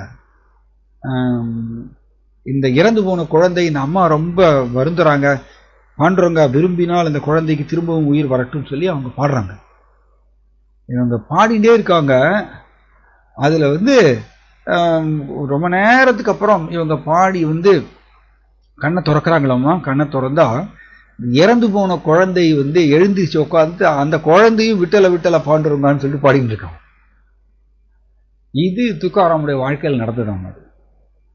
அப்போ இந்த நிகழ்ச்சி நடந்ததிலிருந்து துக்காராமுடைய புகழ் வந்து அந்த கிராமம் ஃபுல்லாக பரவிருச்சாங்க. அவர் சிறந்த பக்தர், பாண்டுரங்காவுடைய கருணையை பெற்றவர்னு சொல்லி எல்லோரும் அவரை போற்ற ஆரம்பிச்சிட்டாங்க. ஸோ இப்படி துக்காராம் வந்து பல பல சங்கடங்கள் வந்தாலும் கூட அவர் ஆல்வேஸ் வந்து கிருஷ்ணரையே நம்பினாராம். இதுதான் வெரி இம்பார்ட்டன்ட். பிரபுபாதர் ரொம்ப அருமையாக சொல்லுவார். ஸ்ரீதர் சுவாமி மகாராஜ் பற்றி ஒரு சொற்பொழிகளை சொல்றார். ஸ்ரீதர் சுவாமி மகாராஜ் வந்து அவர் வந்து குடும்பஸ்தராக இருந்தாராமா. அவருக்கு ரொம்ப நாளாக வந்து சன்னியாசம் எடுக்கணும்னு ஆசை இருந்ததாமா ஸ்ரீதர சுவாமி மகாராஜுக்கு. ஸோ ஒரு நாள் அவர் தீர்மானம் பண்ணுறார், சன்னியாசம் எடுக்கணும் அப்படின்னு சொல்லிட்டு தீர்மானம் பண்ணுறாராம். அவர் தீர்மானம் பண்ணும் பொழுது அவருடைய மனைவி வந்து அவங்க அந்த டைமில் கர்ப்பிணியாக இருக்காங்க. ஸோ இவர் நினைக்கிறார், இப்போ நான் போய் வந்து சன்னியாசம் எடுத்துட்டா சமூகம் வந்து என்னை குறை சொல்லும், ஏன்னா என்னுடைய மனைவி இப்பொழுது கர்ப்பிணியாக இருக்காங்க, அதனால் கொஞ்சம் தள்ளி வைக்கிறார் ஸ்ரீதர சுவாமி மகாராஜ். இதை பிரபுபாத சொற்பொழிவில் சொல்கிறார். அந்த மனைவிக்கு வந்து அந்த பிரசவமாகி குழந்தை பிறக்கிறது. குழந்தை பிறக்கும் பொழுது மனைவி இறந்து போயிடுறாங்க. அந்த காலத்துலலாம் வந்து ஹாஸ்பிட்டல்லாம் கிடையாது. ஸோ இந்த ஏன்னா ஸ்ரீதர சுவாமி மகாராஜ் வந்து சைத்தன்ய மகாபிரபுக்கு முன்னாடி. ஸோ இந்த மனைவி வந்து குழந்தை பிறக்கும் பொழுது மனைவி இறந்து போயிடறாங்க, அம்மா இறந்து போயிடுறாங்க. குழந்தை வந்து பச்சை குழந்தை, ஒரு நாள் குழந்தை. அப்போ ஸ்ரீதர சுவாமி மகாராஜ் என்ன நினைக்கிறார், அம்மா இப்போ இது ஒரு நாள் குழந்தை, இப்போ எப்படி நான் சன்னியாசம் எடுக்கிறது, இந்த குழந்தைக்கு யார் உணவு கொடுப்பாங்க அப்படின்னு நினைச்சாராம்மா.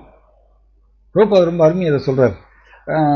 அப்போ அப்படி நினச்சிட்டு இருக்கும் பொழுது சுவரில் இருந்த ஒரு குட்டி பள்ளியாம், சுவரில் இருந்த ஒரு குட்டி பள்ளி டப்புன்னு வந்து தரையில் கீழே விழுந்துருச்சாமா. கீழே விழுந்த உடனே இவர் நினைச்சாராமா, அடாடா இது குட்டி பள்ளி, இது ஒரு குழந்தை பள்ளி, இந்த குழந்தை பள்ளி வந்து சுவரில் இருந்ததுன்னா அதுக்கு ஏதாவது பூச்சி கிடைக்கும், அது சாப்பிட்டுக்கும். இது தரையில் விழுந்துருச்சே, இதுக்கு யார் உணவு கொடுப்பாங்கன்னு சொல்லிட்டு அந்த ஸ்ரீதர சுவாமி மகாராஜ் வந்து அப்படி நினைச்சிட்டு இருந்தாராமா, இந்த குழந்தை பள்ளிக்கு யார் உணவு கொடுப்பாங்க அப்படி நினைச்சிட்டு இருக்கும் பொழுதே அந்த குழந்தை பள்ளிக்கு முன்னாடி ஒரு சின்ன குட்டி பூச்சி வந்து முன்னாடி வந்து உட்காந்துதான். உடனே டப்புன்னு அந்த குட்டி பள்ளி வந்து அந்த குட்டி பூச்சியை டப்புன்னு பிடிச்சு சாப்பிட்டுச்சான். அப்போ உடனே இவருக்கு ஒரு ஞானோதயம், இந்த குட்டி பள்ளிக்கு கூட வந்து உணவு வந்து கிருஷ்ணா ஏற்பாடு பண்ணும் பொழுது என்னுடைய குழந்தைக்கு ஏன் கிருஷ்ணா ஏற்பாடு பண்ண மாட்டார், என்னுடைய குழந்தையை ஏன் கிருஷ்ணா காப்பாற்ற மாட்டார்னு சொல்லிட்டு அவருக்கு அந்த ஞானோதயம் வருதாமா. அவர் ஒரு நாள் குழந்தையாமா, ஆனால் ஸ்ரீதர சுவாமி மகாராஜ் சன்னியாசம் எடுத்துடுறாரு. அது அப்போ அந்த குழந்தைக்கு அம்மாவும் இல்லை அப்பாவும் இல்லை. அண்ட் அந்த ஸ்ரீதர சுவாமி மகாராஜ் பின்னாடி பெரிய ஆச்சாரியர் அவரார், ஸ்ரீமத் பாகவதத்துக்கு பெரிய ஒரு கமெண்ட்ரி கொடுத்தார் அவர். அதை நம்ம வந்து பிரபுபாதர் வந்து பாகவதத்திலையும் சைத்தன்ய சரிதாமிரத்திலையும் ஸ்ரீதர சுவாமி மகாராஜுடைய கமெண்ட்ரியை அடிக்கடி அதை மேற்கோள் கொடுக்கிறார். ஸ்ரீ சைத்தன்ய மகாபிரபுவுக்கு ஸ்ரீதர சுவாமி மகாராஜுடைய விளக்கம் வந்து பாஷ்யம் ரொம்ப பிடிக்கும். பெரிய ஆச்சாரியார் வந்தார். அண்ட் பிரபுபாதர் சொல்றாரு, அந்த குழந்தை அம்மாவும் இல்லை அப்பாவும் இல்லை, சின்ன குழந்தை, ஒரு நாள் குழந்தை அது. ஆனால் அந்த குழந்தை பின்னாடி பெரிய பக்தரை வந்தாராம், கிருஷ்ண பக்தரை வந்தாராம். அப்போ எப்படி, யார் அந்த குழந்தையை காப்பாற்றினாங்க? பிரலாத் மகாராஜா ரொம்ப அருமையாக சொல்றாரு. பெற்றோர்கள் என்ன நினைக்கிறாங்கன்னா, குழந்தைய நான் தான் காப்பாற்றுறேன்னு நினைக்கிறாங்க. நரசிம்மதேவரை நோக்கி 7வது காண்டத்தில் பாடுறார். ஆனால் பெற்றோர்கள் தன்னுடைய குழந்தையை நான் தான் காப்பாற்றுறேன்னு நினைச்சிட்டு இருக்கும் பொழுது அது பெற்றோர்களுக்கு முன்னாடியே திடீர்னு சில நேரங்களில் தன்னுடைய குழந்தை இறந்து போயிடுறது, இது நடக்கிறது அப்படின்னு சொல்லிட்டு பிரகலாத் மகாராஜர் சொல்றாரு. அப்ப ஆக்சுவலி நரசிம்மதேவா நீங்க தான் எல்லாரையும் காப்பாத்துறீங்க அப்படின்னு அவர் வந்து பிரகலாத் மகாராஜர் பாடுறார் ஸ்ரீமத் பாகவதத்தில். ஸோ நம்பிக்கைங்கிறது இதுதான் ஆக்சுவலி. ஸோ எப்படி இந்த ஒரு சின்ன குழந்தை யார் காப்பாற்றினாங்க, அது எவ்வளோ பெரிய பக்தராக மாறினார். ஆக்சுவலி கிருஷ்ணர் தான் எல்லாரையும் காப்பாற்றுறார், எல்லாரையும் மெயின்டைன் பண்ணுறது கிருஷ்ணர் தான். நாம் ஜட நம்பிக்கையை வைத்திருக்கிறதுனால கிருஷ்ணர் என்ன பண்ணுறாரு, பின்னாடி நின்று சப்போர்ட் பண்ணுறாரு, பின்னாடி நின்று நமக்கு எல்லா விதமான சப்போர்ட் கொடுக்குறாரு. ஸோ ஜென்டில்மேன் அப்படின்னா தன்னுடைய நம்பிக்கையை ஜட நம்பிக்கையிலிருந்து விலகி அவர் கிருஷ்ணர் மேல நம்பிக்கையை வளர்த்து கொள்வார். அப்படி பண்ணும் பொழுது எப்படியா இருந்தாலும் கிருஷ்ணர் தான் சப்போர்ட் பண்றாரு எல்லாரையும்.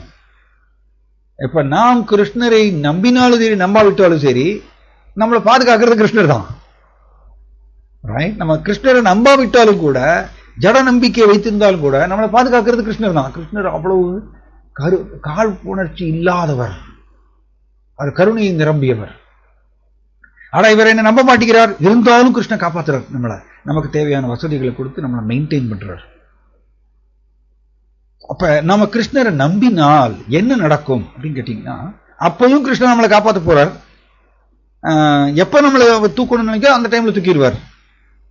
பட் நாம் கிருஷ்ணரை நம்பும் பொழுது இந்த மன உளைச்சல் இருந்து விடுபடலாம். அதுதான் மாயாவுடைய சாட்டை. மாயாவுடைய சாட்டை அதுதான், அந்த புலம்பலை ஏற்படுத்துமாமா. மாயா வந்து ஒரு சாட்டையை பிரயோகம் பண்ணி புலம்பலை உருவாக்கிட்டே இருக்குமாமா. பிரபுபாத் ரொம்ப அருமையா சொல்றார், ஜட உலக வாழ்க்கைனா சோச்சதி காங்ஷதி சொல்றார். காங்ஷதினா ஆசைப்படுவது, அது கிடைக்காத பொழுது சோச்சதி புலம்பல். இந்த புலம்பலை வந்து மாயா வந்து நம்மளை வந்து சாட்டையை பிரயோகம் பண்ணி நம்மளை புலம்ப வச்சுக்கிட்டே இருக்குமாமா. அப்ப நாம் கிருஷ்ணரை நம்ப ஆரம்பிச்சோம்னா இந்த புலம்பல் மன உளைச்சல் இருந்து விடுபடலாம். அண்ட் நம்ம புலம்பல் இருக்கும் பொழுது, நாம் மன உளைச்சல் அடையும் பொழுது நம்மளால கிருஷ்ணரை நினைக்க முடியாது, நம்ம மனம் கிருஷ்ணரை ஸ்மரணம் பண்ண முடியாது. ஸோ நாம் கிருஷ்ணரை நம்ப ஆரம்பிச்சோம்னா அந்த மன உளைச்சல் இருந்து விடுபடலாம். அப்ப கிருஷ்ண ஸ்மரணம் வந்து நம்ம எப்பொழுதுமே பண்ணிட்டே இருக்கலாம். பட் எப்போ நம்மளுக்கு மரணம் வரப்போறதோ அது கிருஷ்ணன் கொடுத்துருவார். அது யாருக்குமே அது வந்து ஒரு இன்ச்சு வந்து நம்ம தள்ளி வைக்க முடியாது, முன்னாடி வைக்க முடியாது. மரணம் எப்போ வருதோ அப்போ வந்தே தீரும். ஸோ இதுதான் தெய்வீக நம்பிக்கை அப்படின்னு சொல்றது. ஸோ இப்படிப்பட்ட துக்காராம் வந்து ஃபைனலி அதோட நான் முடிச்சிடுறேன். அற்புதமான பக்தர் இந்த துக்காராம். அவர் வந்து அவருக்கு தெரிஞ்சுதாமா ஒரு குறிப்பிட்ட தேதியில வந்து வைகுண்டத்திலிருந்து புஷ்பக விமானம் வரப்போறது, வந்து என்னை கூட்டிட்டு போக போறதுன்னு அவருக்கு தெரிய வந்ததும். அப்படிப்பட்ட பக்தர் அவர். கிருஷ்ணா எல்லோருக்குமே மரணத்தை சீக்கிரட்டா வச்சிருக்காரு, டாப் மோஸ்ட் சீக்கிரட்டா வச்சிருக்காரு மரணத்தை. ஆனா இந்த பக்தருக்கு துக்காராமுக்கு வந்து தெரிய வந்ததாமா இந்த குறிப்பிட்ட தேதியில வைகுண்ட விமானம் வரப்போறது என்னை கூட்டிட்டு போறதுக்குன்னு.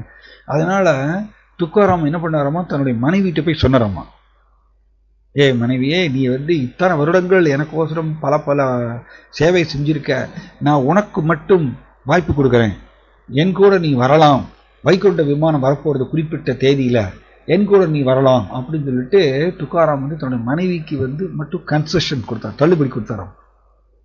ஆனா அதனால பாயிண்ட் என்ன பாயிண்ட்னா, இது வெரி இம்பார்ட்டன்ட் பாயிண்ட். நாம் சேர்ந்தே இருக்கலாம், பக்தர்கள் கூட சேர்ந்து இருக்கலாம். ஸ்டில் ஆக்சுவலி ஒரு பக்தர் என்ன சொன்னார்னா, இந்த அச்சிந்திய பேதம் அபேதாங்கிறது வந்து எல்லா இடத்துலையும் ஒர்க் ஆகும். இந்த கொள்கை பக்தர்களோடு சேர்ந்தே இருப்போம், அதே சமயத்துல தனியாகவும் இருப்போம். அது எப்படி? சேர்ந்து இருப்போம், இருந்தாலும் நம்மளுடைய மைண்டை வந்து நம்ம தான் தனியாக கையாள வேண்டும். நம்மளுடைய நம்பிக்கையை வளர்த்துக் கொள்வது நாம தான் வந்து தனியாக அதை வந்து முயற்சி செய்ய வேண்டும். குறிப்பாக நம்மளுடைய மனதை ஹேண்டில் பண்றது, கையாள்வதுங்கிறது, நான் பக்தர்களோடு சேர்ந்து இருக்கலாம், இருந்தாலும் நான் தான் என்னோட மனதை தனியாக கையாள வேண்டும். ஸோ இதுதான் வந்து அச்சிந்திய பேத அபேதா. நீங்க இதை பார்க்கலாம். நீங்க பக்தர்கள் கூட உட்காந்து நம்ம ஹரே கிருஷ்ண ஜபம் பண்ணுவோம் காலையில, பட் இருந்தாலும் நம்ம தனியாக தான் ஜபம் பண்ணணும். ஏன்னா நம்மளுடைய ஜபம் காதல கேட்டு ஜபம் பண்றது வந்து நம்மளுடைய மனசை வந்து நெறிப்படுத்தி கொண்டு போறதுங்கிறது தனியாக தான் நம்ம செஞ்சாகும். அதே மாதிரிதான் துக்காராம் கூடவே இருந்த மனைவி தான். ஆனால் துக்காராமுக்கு இருக்கக்கூடிய ஆழ்ந்த நம்பிக்கை, பாண்டவர்கள் மேல இருந்த ஆழ்ந்த நம்பிக்கை அவரோட மனைவிக்கு இல்ல. இவர் போய் கேட்கிறார், வைகுண்ட விமானம் வரப்போறது குறிப்பிட்ட தேதியில, நீ வரலாம் என் கூட, நான் உனக்கு அந்த சிபாரிசு செய்யறேன் அப்படின்னு. இது எவ்வளவு பெரிய பாக்கியம் யாருக்கு கிடைக்கும் இது? ஆனா அவங்க சொல்றாங்களாமா, நீங்க போங்க, நீங்க போயிட்டு வாங்க, திரும்பி போயிட்டு வாங்க, என்னோட குழந்தைகளை நான் கவனிக்கணும், என்னுடைய பசுவை நான் கவனிக்கணும், அதனால எனக்கு நிறைய வேலையெல்லாம் இருக்கு, நீங்க போயிட்டு வாங்க, அப்புறம் பார்த்துக்கலாம். நம்பிக்கை, இது வெரி இம்பார்ட்டன்ட். ஹர்குரேஸ் தேவகி மாதாஜி சொல்றாங்க, கிருஷ்ணர் கூட நாம் உறவை வளர்த்து கொள்ளவில்லை என்றால் மரணம் சமயத்தில் நாமே முடிவெடுப்போமாம், எனக்கு இப்பொழுது வேண்டாம், இப்பொழுது எனக்கு கோலோக பிருந்தாவனம் வேண்டாம்னு சொல்லிட்டு நாமளே முடிவெடுப்போமாம், உறவை வளர்த்து கொள்ளவில்லை என்றால். Very important. நம்ம கிருஷ்ணர் கூட உறவை வளர்த்து கொள்ளாம மேலோட்டமா இருந்து அப்படியே பழகிட்டோம்னா நம்மளுக்கு மரணம் ஒரு சமயத்துல நம்மளுடைய சிந்தனை மாறி போயிடும். கிருஷ்ணர்கிட்ட திரும்பி போகணும், கோலோக பிருந்தாவன் போகணுங்கிற அந்த தீவிர ஆர்வம், ஆசை நம்மளுக்கு வராது. அதை ஹோல் லைஃப் நம்ம பயிற்சி பண்ணணும், ஹோல் வாழ்நாள் முழுவதும் இது பயிற்சி பண்ணுவாங்க. அப்பதான் அது கிருஷ்ணர் அதை சாங்ஷன் பண்றாரு. ஸோ இந்த மனைவி அவங்களே முடிவு எடுக்கிறாங்க பாருங்க. அதே மாதிரிதான் நம்மளும் பண்ணுவோம். இப்பொழுது வேண்டாம் எனக்கு. சில பேர்லாம் சொல்லுவாங்க, கோலோக பிருந்தாவன நான் இந்த ஜென்மத்துல போவேனோ மாட்டேனோ தெரியலீங்க அப்படின்னு சொல்லுவாங்க. அது ஆக்சுவலி ரிஸ்க்.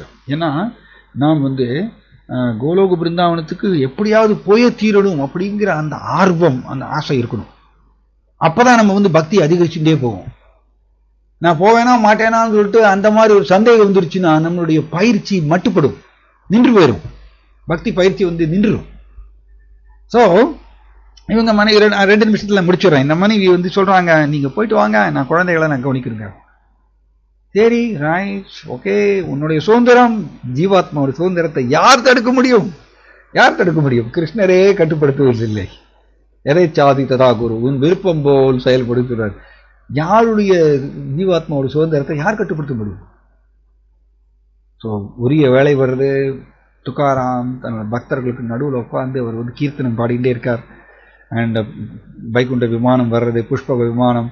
அவர் புஷ்ப விமானத்தில் உடலை விடாமையே, துக்காராம் உடலை விடாமையே இதே உடலோட போயிடுறாருமா. இதே உடலோட அவர் வைகுண்ட விமானத்தில் ஏறி அவர் போயிடுறாரு. அப்புறம் மனைவி போய் சொல்றாங்க, மனைவி நீ உன்னுடைய கணவர் போயாச்சு, வைகுண்ட விமானத்துக்கு ஏறி போயிட்டார் வைகுண்டத்துக்கு அப்படின்னா, அப்பதான் அவங்களுக்கு அந்த உரைக்கிறதாம்மா, அடாடாடா நான் ஏமாந்து போயிட்டேனே, சொன்னாரே அவரு, நான் மறந்து ஏமாந்து போயிட்டேனே, அதை சீரியஸா எடுத்துக்கலையே அப்படின்னு வருந்துறாங்களாமா. இதுதான் பாயிண்ட். நாம் காற்றுள்ள போதே தூற்றிக்கொள் அப்படின்னு சொல்றோம் தமிழ்ல. காற்றுள்ள போதே தூற்றிக்கொள்னா என்ன அர்த்தம்? உடம்புல மூச்சு இருக்கும் பொழுதே நாம் பயன்படுத்த வேண்டும் நிறைய கிருஷ்ணருடைய நாமத்தை ஜபம் பண்ணுவதற்கு. அதற்கு தான் காற்றை பயன்படுத்தணும்.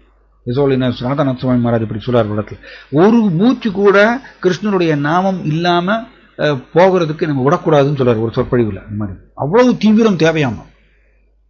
நம்மளுக்கு எவ்வளவு காற்றுங்கிறது மூச்சுங்கிறது கிருஷ்ணர் முடிவு பண்ணியிருக்காரு. அந்த மூச்சுக்கு மேல நம்மளால ஒரு மூச்சு விட முடியாது. அதனால மூச்சை, கிருஷ்ணருடைய நாமத்தை சொல்வதற்கு மூச்சு தேவையா இருக்கு, அதை பயன்படுத்த வேண்டும். தான் காற்று உள்ள போதை தூற்றிக்கொள். வாய்ப்பு நம்மளுக்கு கொடுக்கப்பட்டிருக்கு. அதை எவ்வளவுக்கு அளவு கிருஷ்ணருடைய நாமத்தை சொல்லி நாம் பக்தியை நிரப்புறோமோ அந்த அளவுக்கு நாம் பாக்கியசாலிகள், கிருஷ்ணனுடைய கருணையை பெறுவோம். அப்படி மாயா திசை திருப்பக்கூடிய உலகம் தான். ஜட உலகத்துக்கு பேரே திசை திருப்பக்கூடிய உலகம்னு சொல்றார் சைத்தன்ய சரிதாமிர்தத்துல.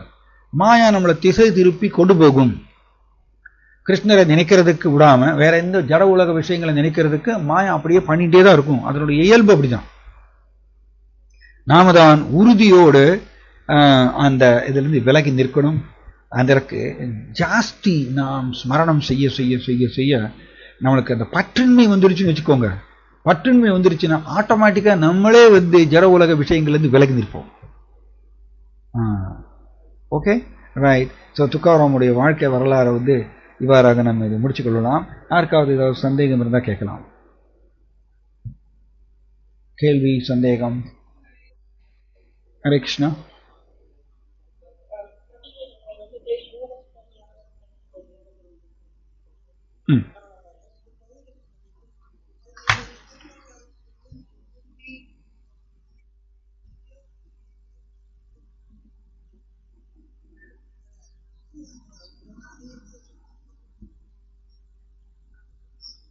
இதான் நான் சொன்னேன். அதாவது நம்ம வந்து சாஸ்திரத்துல பிரவருத்தி மார்க்கா இருக்கு, நிவர்த்தி மார்க்கா இருக்கு. கிருஷ்ணா வந்து இதை ஏற்படுத்தியிருக்கார். பிரவருத்தி மார்க்கானா வரம்புக்கு உட்பட்ட புலன் இன்பம், அதுல வந்து இந்த வர்ணாசிரமம், இந்த அடையாளங்கள் இதெல்லாம் இருக்கு. இது எல்லாமே ஃபைனலி எங்க கொண்டு போகணும் அப்படின்னா, நாம் கிருஷ்ணர் மேல அளவு கடந்த அன்பு, அதை வளர்த்து கொள்வதற்கு இதெல்லாம் ஹெல்ப் பண்ணணும், இந்த பிரவருத்தி மார்க்கம். இதை எப்படி சொல்றதுன்னா, ரொம்ப அருமையா இதை வந்து சொல்லலாம். எப்படின்னா, சப்போஸ் குழந்தைக்கு காய்ச்சல் வந்திருக்கு, சின்ன குழந்தை. ஸோ அம்மா வந்து அதுக்கு டேப்லெட் கொடுக்குறாங்க. அந்த குழந்தை வந்து டேப்லெட் சாப்பிடாது, அது என்ன, அது கசக்குது. அதனால அம்மா என்ன பண்ணுவாங்கன்னா, அந்த சுகர் கோட்டட் பில்ஸ்ன்னு சொல்லுவாங்க, அந்த டேப்லெட்ஸ் மேலே ஒரு சுகர் கோட்டிங் கொடுத்துருவாங்க, ஒரு இனிப்பு தடவிடுவாங்க. ஒரு இனிப்பு தடவி இது வந்து இனிப்பு மிட்டாய், இதை சாப்பிடு அப்படின்னு சொல்லிட்டு அந்த குழந்தைக்கு கொடுப்பாங்க. அந்த குழந்தைய வந்து சாப்பிடும், அது இனிப்புன்னு சொன்ன உடனே சாப்பிட்றோம். அண்ட் எவ்ரி டைம் அது காய்ச்சல் வரும்போது எனக்கு இனிப்பு மிட்டாய் கூட அப்படின்னு கேட்கும். நான் சின்ன வயசுல இதை நான் பண்ணியிருக்கேன். ஸோ அது ஆக்சுவலி அம்மாவுடைய நோக்கம் என்ன அப்படின்னா, அம்மாவுடைய நோக்கம் இனிப்பு மிட்டாய் கொடுக்கறது அந்த அம்மாவுக்கு நோக்கம் இல்லை. அம்மாவுடைய நோக்கம் அந்த குழந்தையுடைய காய்ச்சல் போகணும், அதுக்கு இந்த டேப்லெட் மருந்து உள்ள போகணும், எப்படியாவது மருந்து உள்ள தள்ளணும் அந்த குழந்தைக்கு, இல்லை அந்த காய்ச்சல் போகணும். இதுதான் அம்மாவுடைய நோக்கம். ஆனால் அந்த குழந்தை புரிஞ்சுக்காம எனக்கு இனிப்பு மிட்டாய் கொடு, எனக்கு ஞாபகம் இருக்கு, எனக்கு சின்ன வயசுல காய்ச்சல் வரும்போது என்ன பண்ணுவாங்கன்னா, இந்த நெய்யும் சர்க்கரையும் கலந்து கொடுப்பாங்க.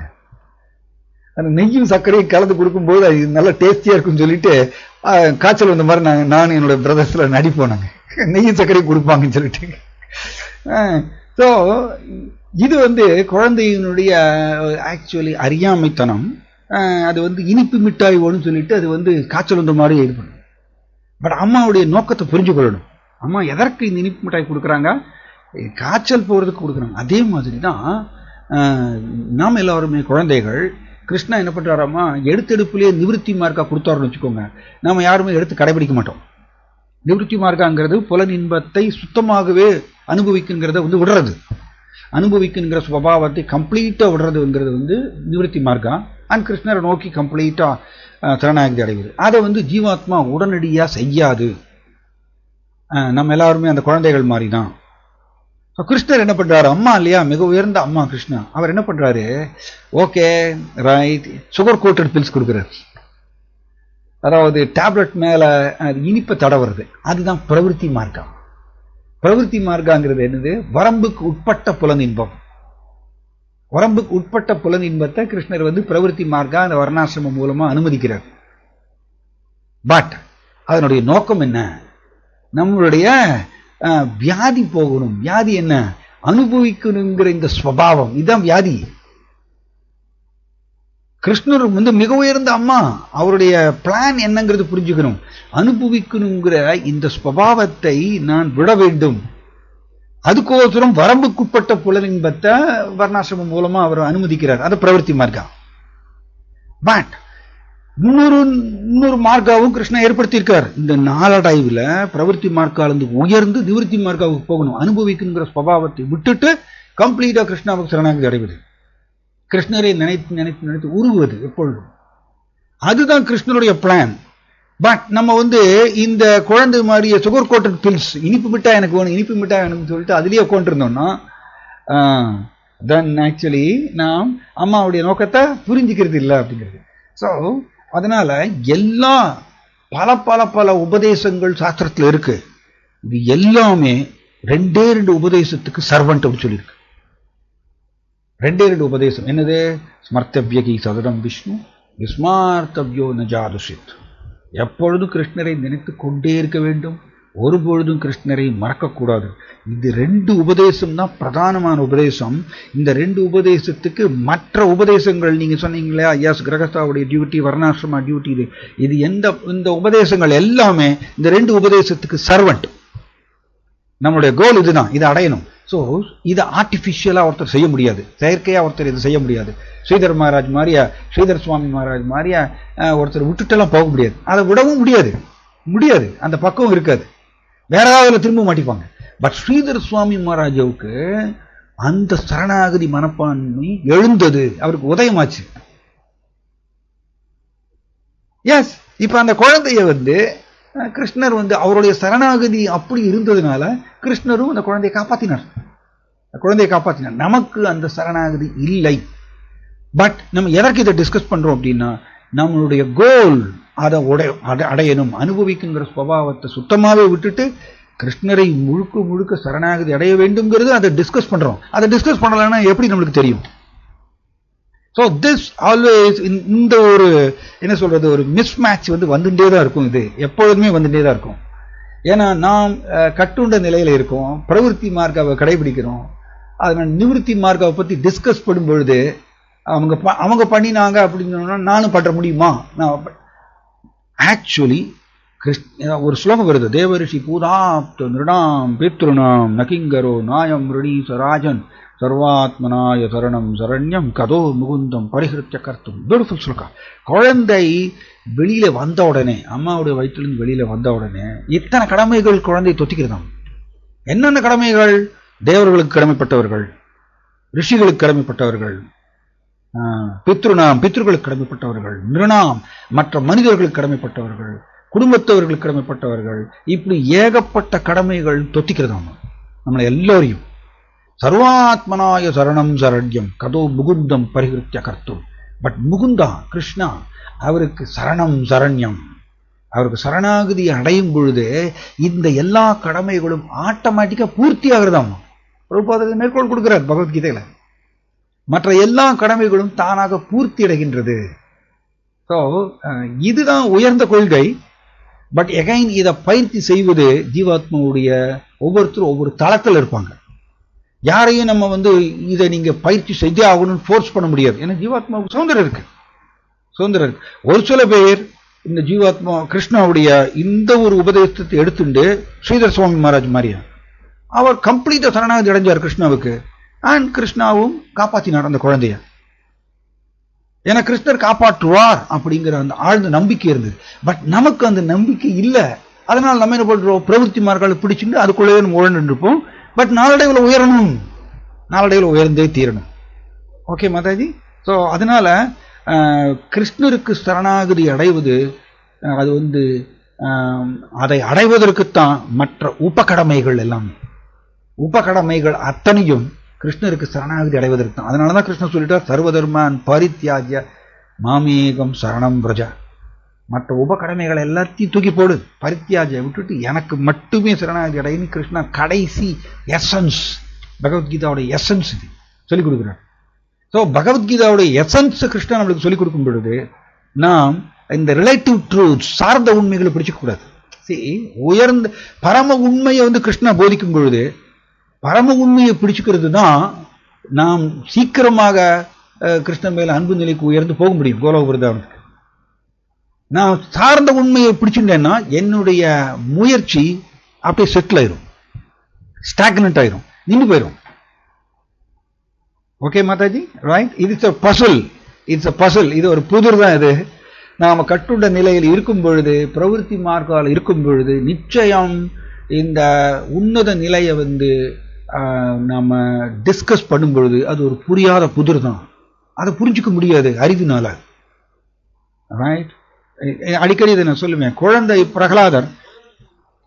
பிரகலாதர் 5 வயது குழந்தை, அவருக்கு ஹிரண்யகசிபு நீ பாய்சனை குடி அப்படின்னு சொல்றாரு. பச்சை குழந்தை, இந்த டெட்லி பாய்சன், மோசமான பாய்சன் இந்த குடி இருந்துறாரு. பிரகலாத் மகாராஜாவுக்கு கம்ப்ளீட் நம்பிக்கை கிருஷ்ணர் மேல. கிருஷ்ணர் என்ன விரும்புகிறார் நடக்கட்டும் குடிச்சிடுறாரு. இதை நம்ம ஆர்டிபிஷியலா பண்ண முடியாது. பட் இதை டிஸ்கஸ் பண்ணி எப்பொழுது எனக்கு இது வரும்னு ஏங்கணும், எப்பொழுது நான் இந்த நிலை அடைய போறேன், எப்பொழுது நான் கிருஷ்ணர் மேல இந்த நம்பிக்கை எனக்கு வரப்போறது அப்படிங்கிறத இதை டிஸ்கஸ் பண்ணினா தான் நம்ம எந்த ஏக்கம் வரும். பட் நம்ம ஆர்டிபிஷியலா உடனே நம்ம பாய்சன் எடுத்து குடிக்க முடியாது, பண்ணவும் மாட்டோம்.